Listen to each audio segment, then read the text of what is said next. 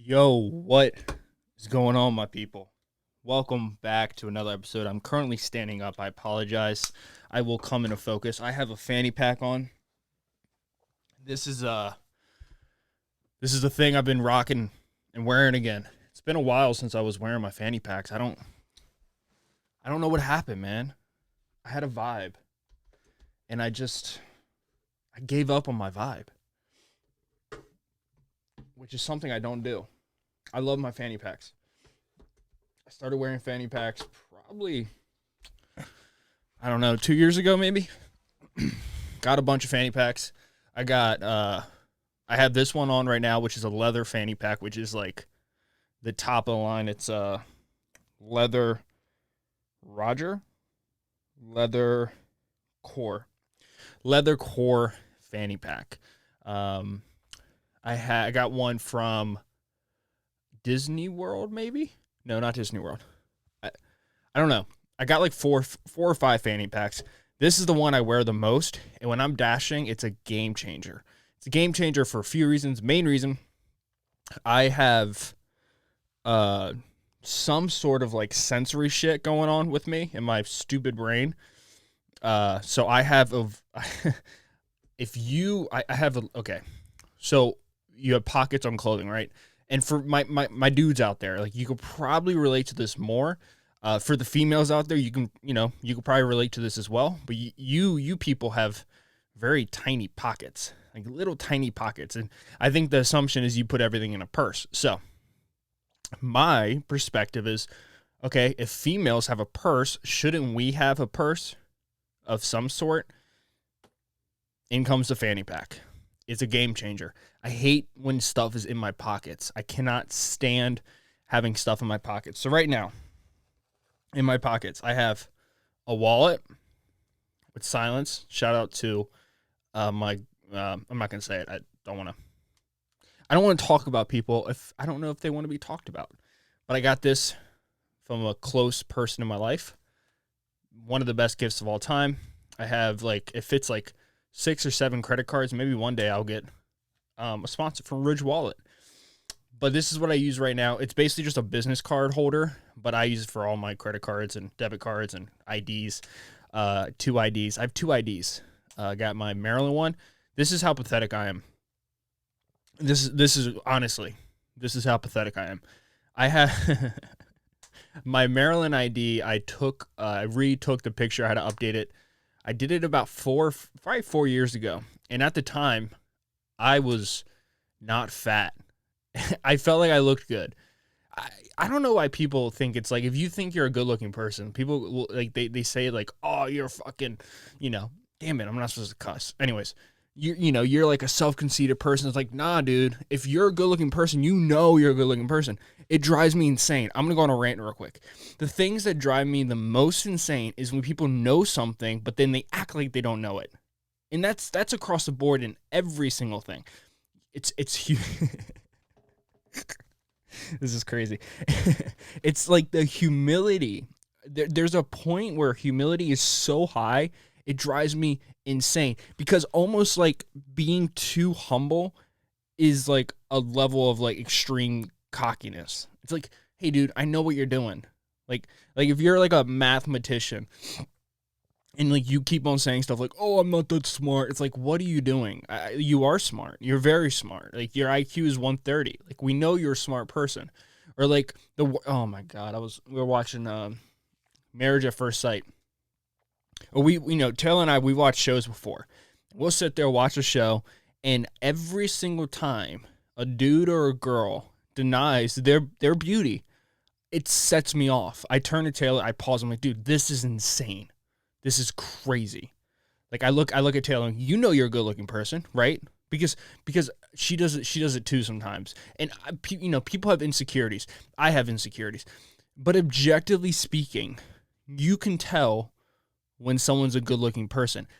And depending on like their level of insecurity that day, or the way they feel that day, or what's going on in their life, people's feelings about themselves change.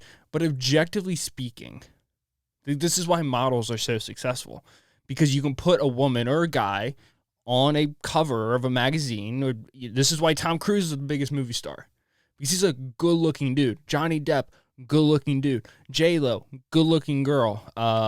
Jennifer Aniston, a good-looking person. Tom Hardy, like these people are pretty. They're beautiful humans. Objectively speaking, they're beautiful humans. So when like those people constantly like say, "Oh, I'm not that pretty," like, "Oh, look at her," or "Look at him," that drives me insane. I don't know why it bothers me, but it really gets under my skin. And it shouldn't get under my skin, but it does get under my skin. This podcast is gonna be a lot better than the last one. Last one was not the best. I recorded this podcast. I recorded 2 weeks ago. I did like back-to-back podcast days so I can take a week off from recording a podcast.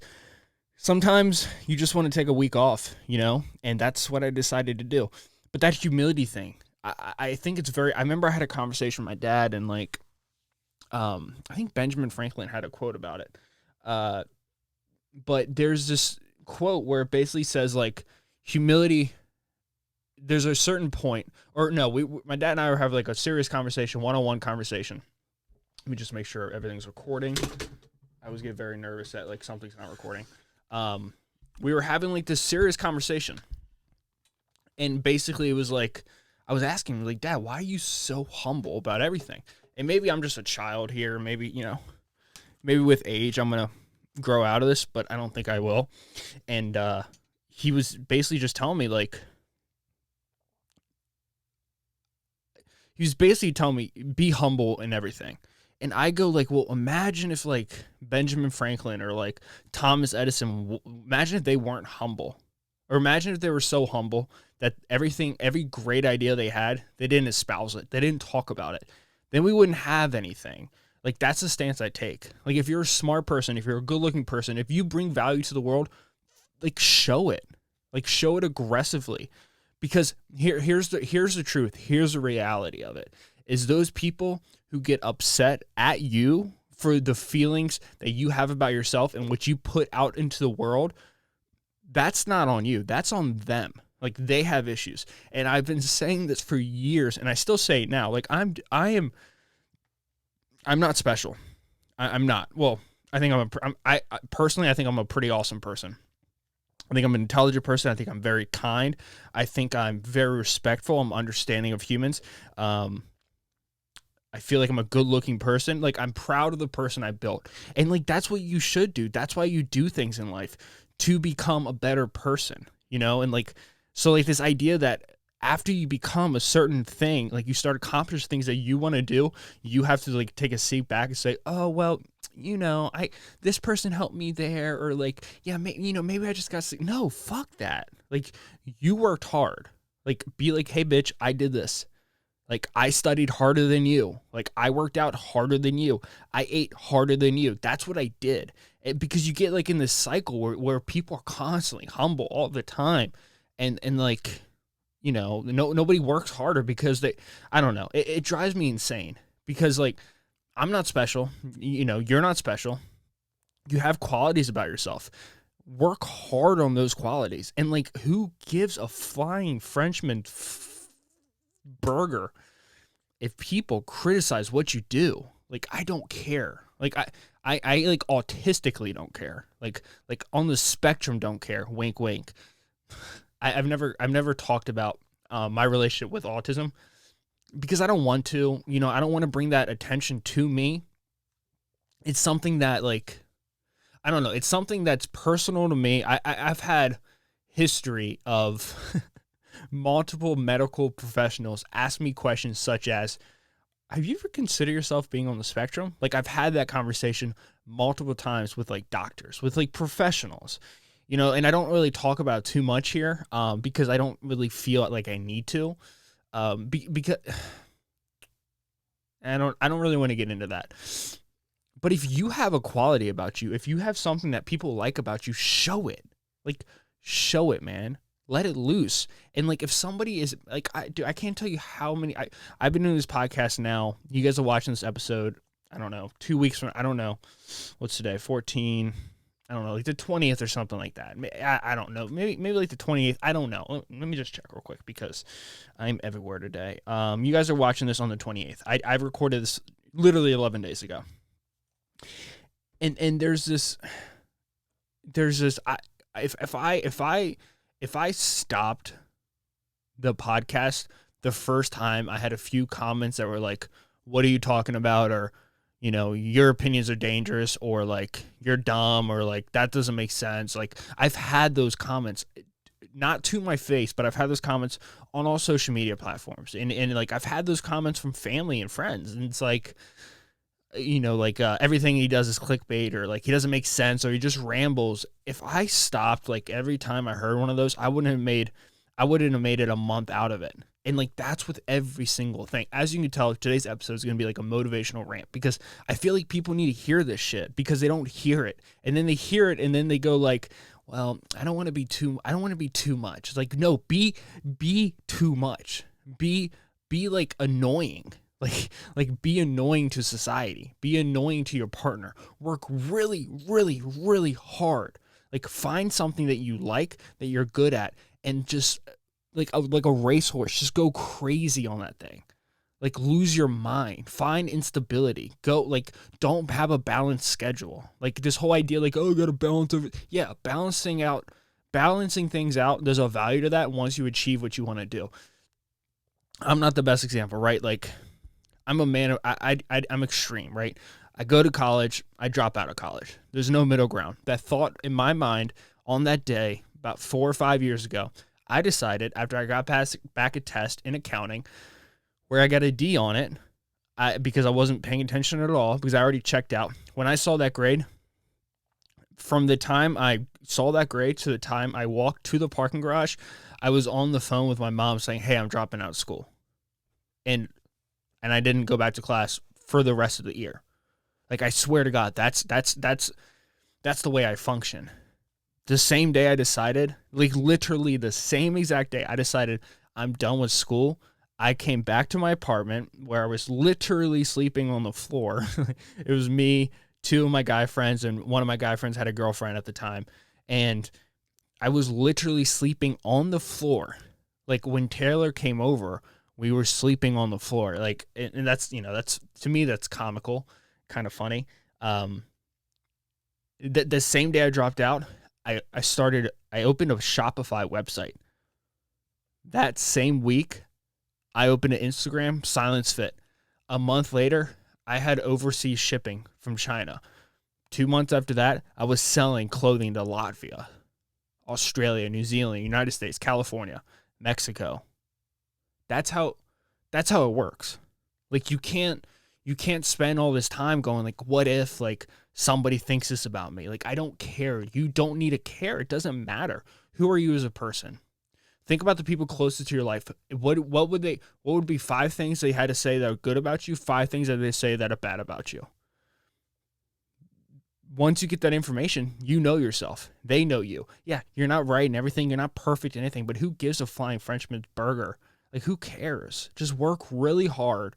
Do what you love to do. Have enough money coming in so you can cover your expenses. Have a bit more money so you can invest in the market. And then have some money so you can have fun. So you can go see the new Buzz Lightyear movie. So you can go see Top Gun, which I still haven't seen yet.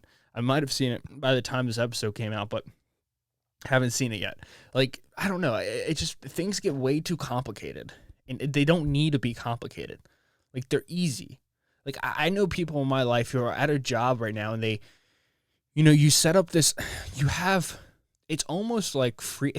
You know what we need in this country? We need a little bit of North Korean in us. Just a little bit of North Korea. Just like a sprinkle, just like a little seasoning right on top. Because too much freedom is bad. Because people don't know how to make decisions. Like, we're cattle, right? Like, humans are cattle. We need to be directioned, because not many people can take that freedom and actually explore it in every single possible way.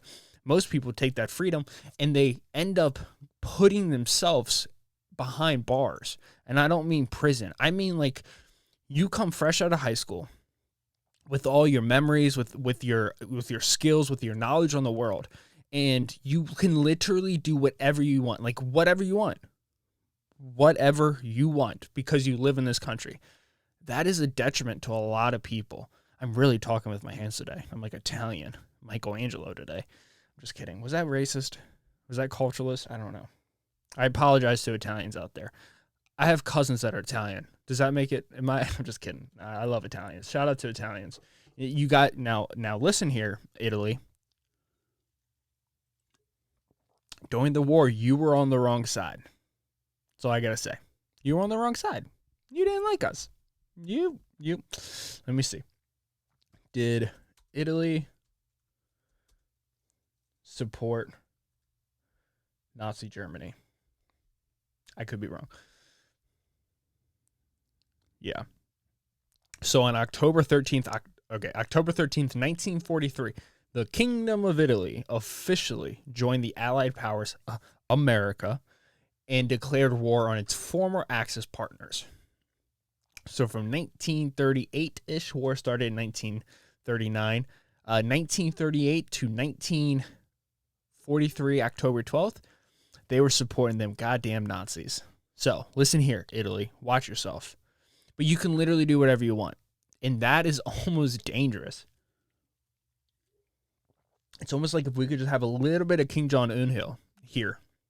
And he can be like, nah, man, like you got to work in the farm for like you have to do that.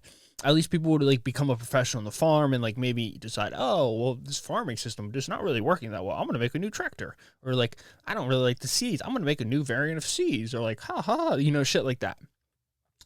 But there's too much shit you can do. And people get overwhelmed. And you like clutch.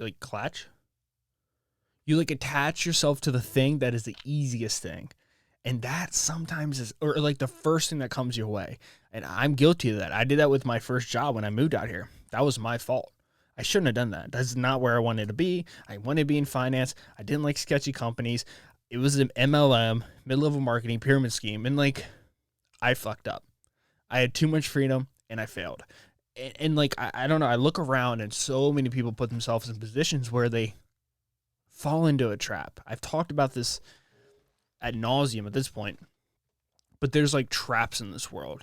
And the issue with these traps is these traps are also the same pivotal moments in your life where you feel the most pressure from outside sources. Listen to what I just said. These traps in life, the ones that can set you back forever, the ones that you can regret forever, are the same traps that you get the most pressure from outside society. To me, this is my opinion. It's Taylor and I. Everything else, family included, parents included, are second. And I don't mean that in a bad way. That's the way that I dictate my life. There's people out there who put their family above the relationship. I don't jive with that, because you, in my opinion, in order to have a relationship, I know that sounds horrible. But it's not like I don't love my family, but it's just one of those things where like, this is the person I'm going to be with forever. You know, family will always be there. And if your family doesn't support that, then that's, I think there's a question there that you need to talk about. But that the person that you're with is a person that you're going to be with forever, and like, you want to build a future with them. You can't build a future with your family. You can build a future with somebody else. And the issue is once you get to these pivotal moments, I'm 25, okay? So pivotal moments for me were deciding if I wanted to go to college. That's a huge moment. I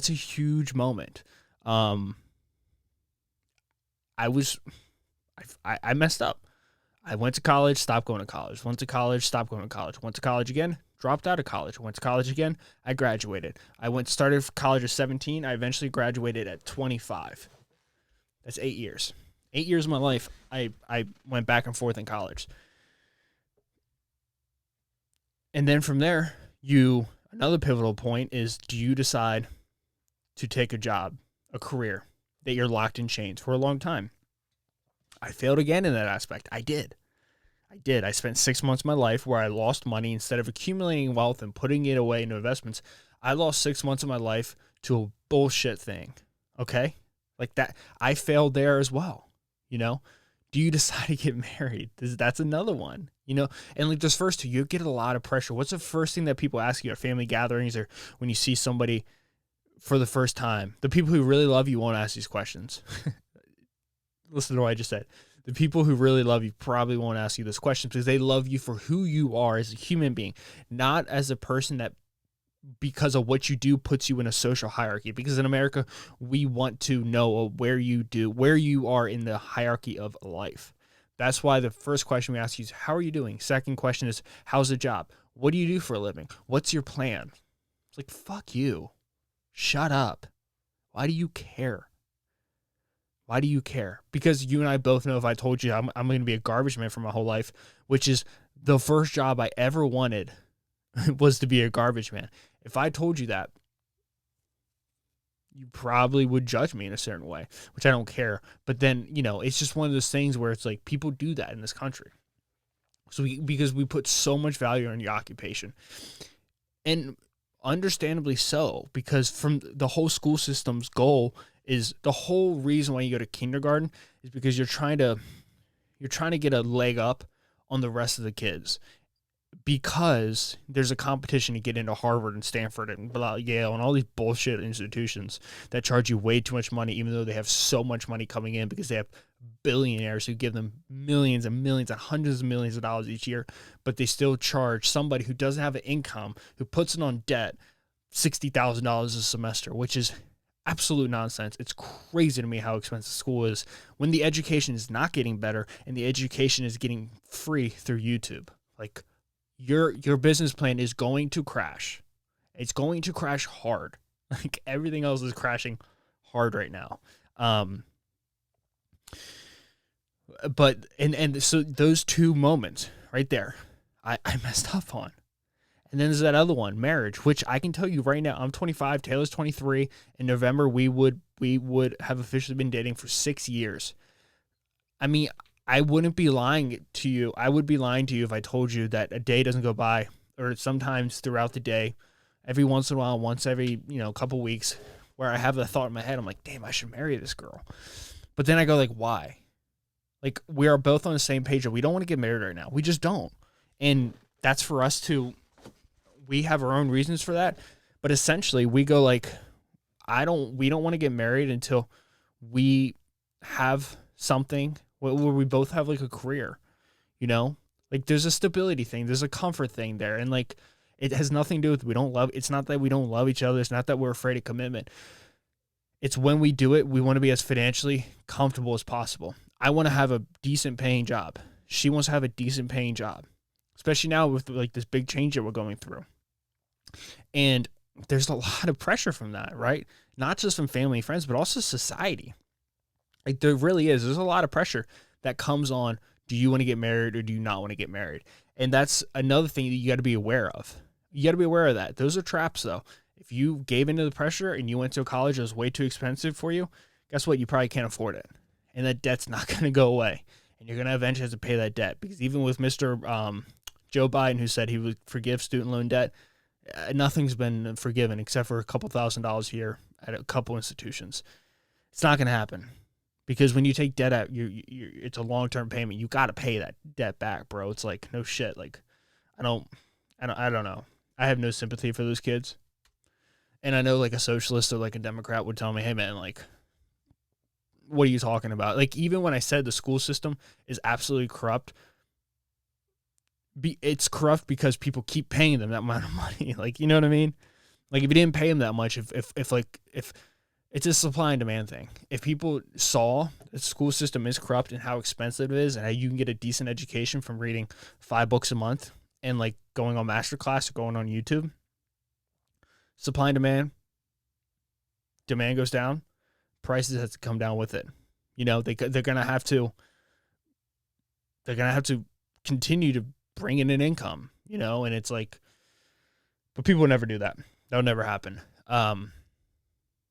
But a lot of people fail at that decision, just to keep their parents happy. You hear that all the time. I used to say that, to keep my parents happy, I did decide to go to Virginia Tech, or I did decide to go to Yale, or I did decide to go to University of Maryland. You didn't want to go there. You want to go to University of San Diego. You want to go to University of Portland. You want to go to University of Texas, Austin. That's what you wanted to do, but you didn't do it because you gave into the outside pressure. You fell in that trap. Life pushed you into that trap. That's the reality of the situation. You decide, you graduate, and, you have a degree in finance, but you really want to work at JP Morgan, or maybe you want to start up your own thing, but, you get an offer from XYZ, investment company. You don't want to work there, but you end up working there. And they pay you just enough for you to get your nut off, just enough for you to make dumb purchases like your house right out of college, which is another trap. Especially in this market right now, like Jesus Christ, people who are buying houses right now, like even the Fed Powell came out and said like that's, yeah, I mean literally I can pull up the quote. He says something along the lines like, if you are deciding to buy a house right now, rethink your decision. Like that's the Fed, like the head of the Fed is saying that. That was like 3 weeks ago. He said that. Like that's, if that doesn't make you want to like reconsider your decision, then I don't know what will. But there's that trap, you know, where you take a job and you build. That's a lot of people our age. I saw a stat. It's been going around social media, but it's a real stat. 33% of people who make $100,000 a year or more are living paycheck to paycheck. That's crazy to me. It's like you make $100,000, live like you make $30,000, and you'll be $70,000 rich. But if you make $100,000 and you're living like you're making $95,000, you're not going to have money. You're just not, because you're one expense away of just getting getting wrecked and just having the boat drown. And like that's something that we don't teach. We don't teach that in school. People don't teach you that. Or sometimes people do teach you that, but you're too ignorant to listen. And you say, no, that won't happen to me. I'm smarter than that. You know, you get that job offer, it says $100,000. You go, hey, look, I'm going to make $100,000. Let me go to the bank real quick. They say, can you please show us an official job offer just so we know how much money we could finance you? You go like, yeah, I'll do that. Here's $100,000. And they're like, oh, okay, this is nice. This is good. Well, your limit's going to be $750,000 house to $1.2 million. You decide. Your stupid mind goes, $1.2 million? Wow. I can make $1.2 million? Okay, I'll do that. And then, you go out, you put up, 20% down on 1.2 million. Let me pull that out real quick. You put down $240,000. I don't know how you would have that much money, but we're going to continue. You put down $240,000, you get the house, 30-year mortgage. You're like, woohoo, yeah, I'm happy. Recession happens. Housing markets are still high when you bought it. Recession happens. That house lost $200,000 of their value. It's now $1 million. In addition to that, they decided to cut you because you're a new employee, and now you're jobless. You have $240,000 down. You have a mortgage that is, outrageous. I don't want to do the math, but it's outrageous. It's a couple $1,000s a month, $5,000. It's a decent amount of money a month, which was fine when you're making $100K because you had the money to pay for it. But now you don't have a job, but you're too, stubborn to go out and get a real job because you go, oh, I made $100K before. But what you should have done, got $100,000, went to the bank. They said $750 to $1.2. You go like, I'm gonna stick to $300,000, $400,000. Get a nice, decent house in a safe neighborhood, but live well below my means. Instead of maxing out how much money I can pay each month to get something that's really big, I'll get something small. Okay, cool. Same situation. Now, instead of putting down $240,000 in our house for 1.2, 20% down, you get a $300,000 house times 0.2, $60,000. You have $180,000 to invest. You decide to put $90K in that into an investment. And then you have that money accumulating over time instead of wasting to go on a mortgage where the housing market is going to crash. And then you get $300,000 house, housing market goes down a little bit, and now it's only worth $275,000. Depreciates a lot less in a real value, same amount in a percentage value. But you see what I mean? Now you can lose your job, and that's okay because you're making $100K. You were, and you saved some of that. Now you can make those mortgage payments while you go out and look for another job. Like those are the things that I think people don't. I don't think it's that they don't pay attention to it, but I just don't think they think it can happen to them. But it can happen to you. Like I did that. I quit my job. I didn't get fired. I quit my job, and now I'm just door dashing. But Taylor and I, when we moved up here, we didn't get the nicest part, like the most expensive apartment, because we knew that things could happen. So we got an apartment that I could pay door dashing comfortably. I could pay door dashing. And we got an apartment 15 months. So at the end of 15 months, we can reevaluate what we want. And we live in an area that's cheaper. So we got out of that trap. There's traps everywhere. And you just got to be aware of those traps because they will crush you. They will crush you so much to the point where you can't get out of them. So marriage, school, first job, a house, those are all traps. And then you got one, which I see right now, happening, not happening. I don't want to say happening because it sounds like it's a bad thing. But I have friends and, I know people who are, I don't want to be too personal here, but I know people who have had children at a very young age, and that's a trap, and you don't want to believe it, but that is a trap. There's a trap to having a child at a young age, and that's the reality of it. But a lot of people don't want to admit that because there's this thing that we do in this country where having a child is like, I think it's a wonderful thing.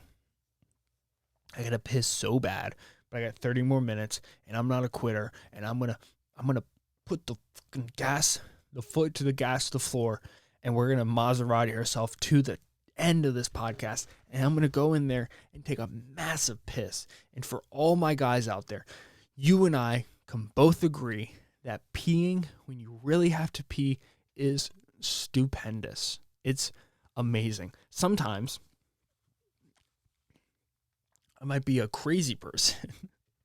I mean, I talk in my closet for an hour a week and then put it out into the ether for it to live there forever. So all my future employers could listen to me talk. I better make it on my own because I'm not going to get a job because people are going to be like, Michael Labs, Google Michael Labs podcast. What's this guy got to talk about? Fuck Joe Biden. Trump was horrible. Like, what?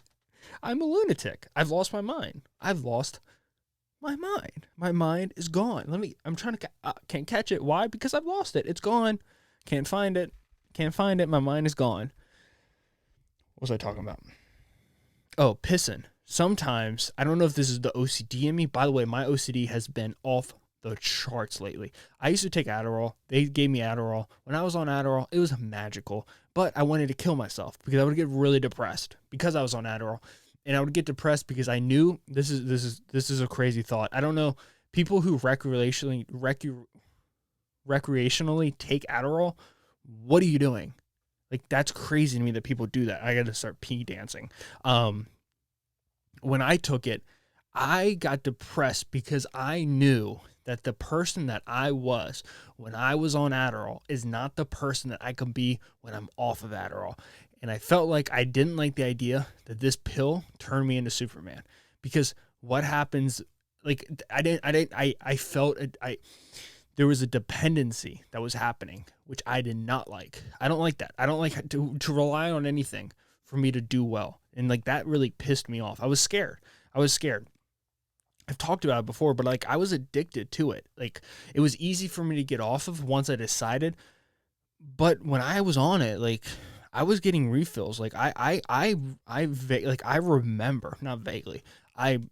What's it when you really remember something? Like, I have real memories of sitting in my car, like, freaking out because I was shaking the bottle and I only had like 2 or 3 more Adderalls left. I was like, holy crap. Like, this is not good. I got to go to school. I got to study, but I can't do it because I don't have Adderall. And I did not like that. That is what scared me. And I was only taking 5 milligrams. My doctor was giving me 5 milligrams, and then he would give me a, shit, what did I just click? Oh, fuck. Damn it. I fucked up. I just ended my DoorDash. Shit. I'm an idiot. Why did I do that? Oh, it's so annoying.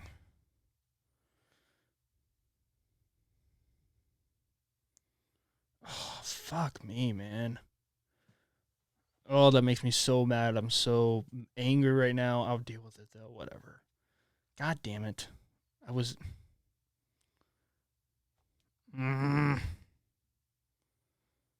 Shit. I'm an idiot. My finger slipped because I got to piss so bad, and I hit end DoorDash, but I needed to get out there. Fuck, man. Damn it. That is so annoying because I had like a really good dash set up for me. Oh well. I'm an idiot. Damn it, dude. Oh. These podcasts are live. There's nothing I can do right now except just sit here for 25 minutes looking at the camera talking about nothingness. Oh, that's so annoying. There's nothing I can do. Shit.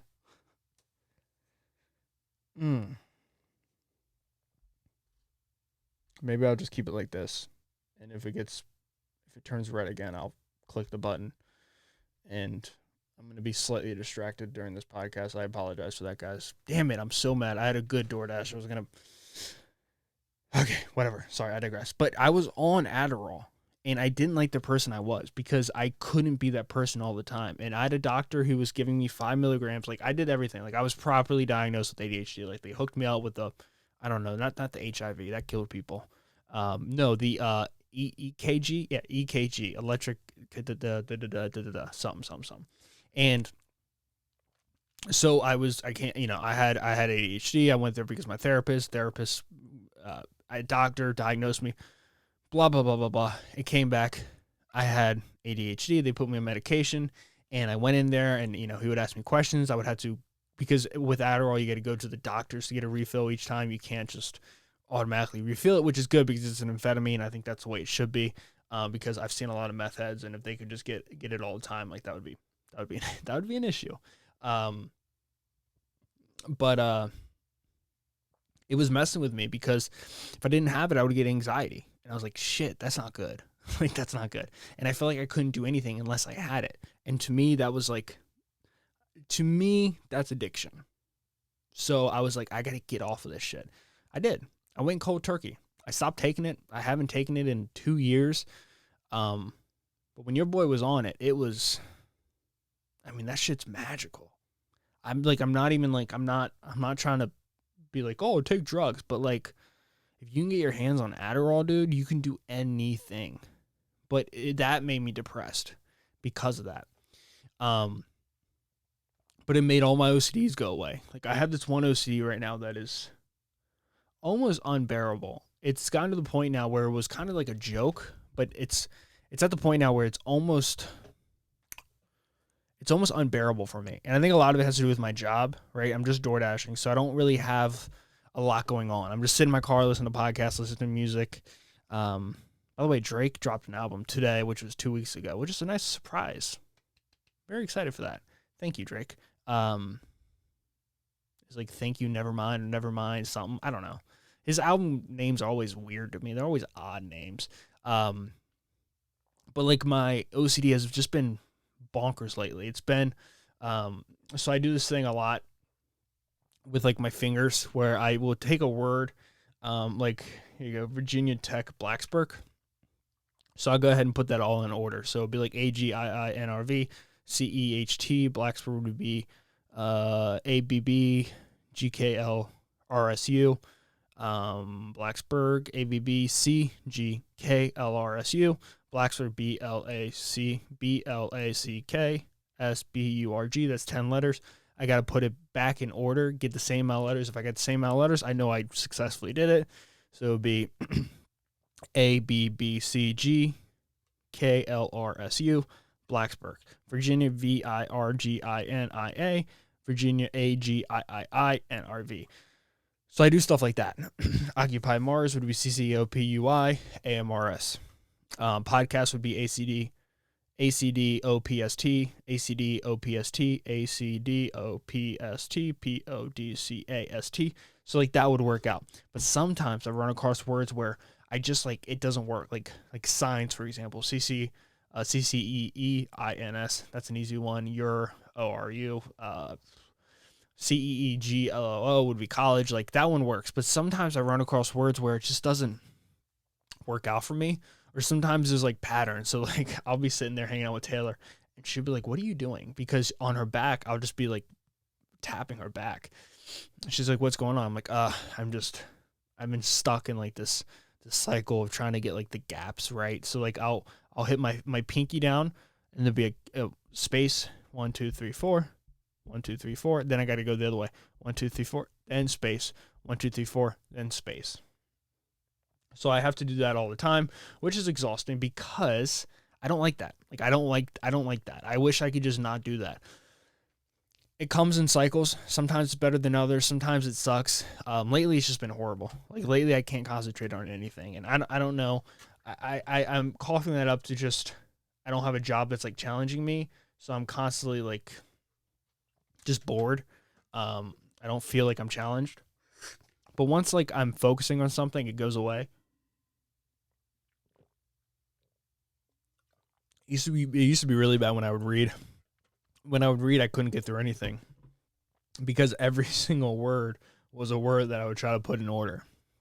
Like, every single word. So it got to the point with that where I was like, I gotta fix that. I can't do that. So what I ended up doing for reading is I make sure that when I'm about to read, everything is set up perfectly for me.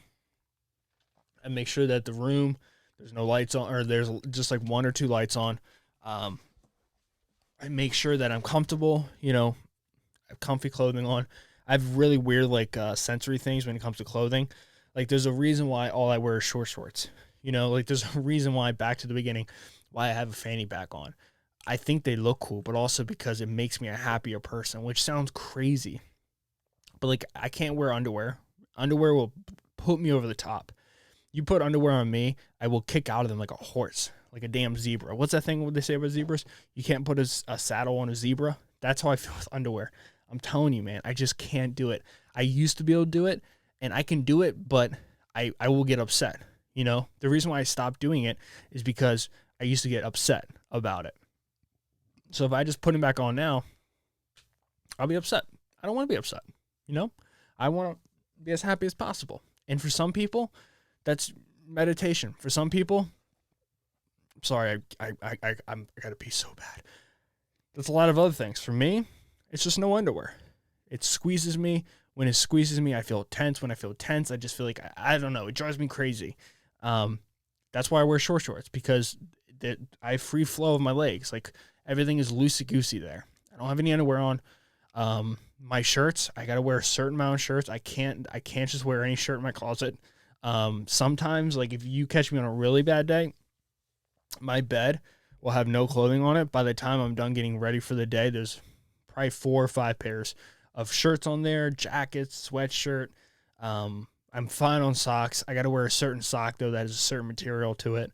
But some days it's just like clothes off and on, clothes off and on. Yeah. I mean, I'm a freak. And I know you're not supposed to say that word to describe yourself, but I'm a goddamn freak. I am subscribing that definition to myself. I am a freak when it comes to stuff like that. But we all have our own quirks. My quirk is I'm weird as shit. My OCD is crazy. I love numbers. I love math. I haven't told you guys what I do with math. Math is just,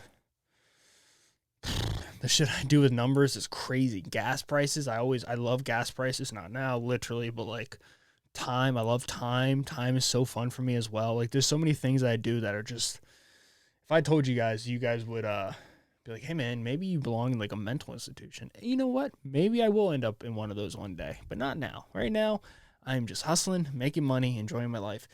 Guys, I promised you a 1-hour podcast, but I just can't do it today. I got to piss so bad. Hopefully you guys understand that. Last episode was not an hour, it's 50 minutes, today's 43 minutes.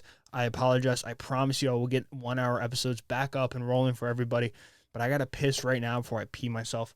Guys, thank you so much for listening to the Michael Lab Show, episode 262, weekly podcast. Please give it a 5-star rating on Spotify. Please give it a 5-star review on Apple Podcasts. Subscribe. Send me some money if you want to on the Superfan on YouTube. But other than that, guys, thank you so much for listening. I'll catch you guys in episode 263. Have a beautiful day. I think happy July 4th. I don't know. Maybe. I don't know. It's been a beautiful month. Rent is due in a few days. Guys, I love you. Be well. Stay safe out there. Stay woke. Peace.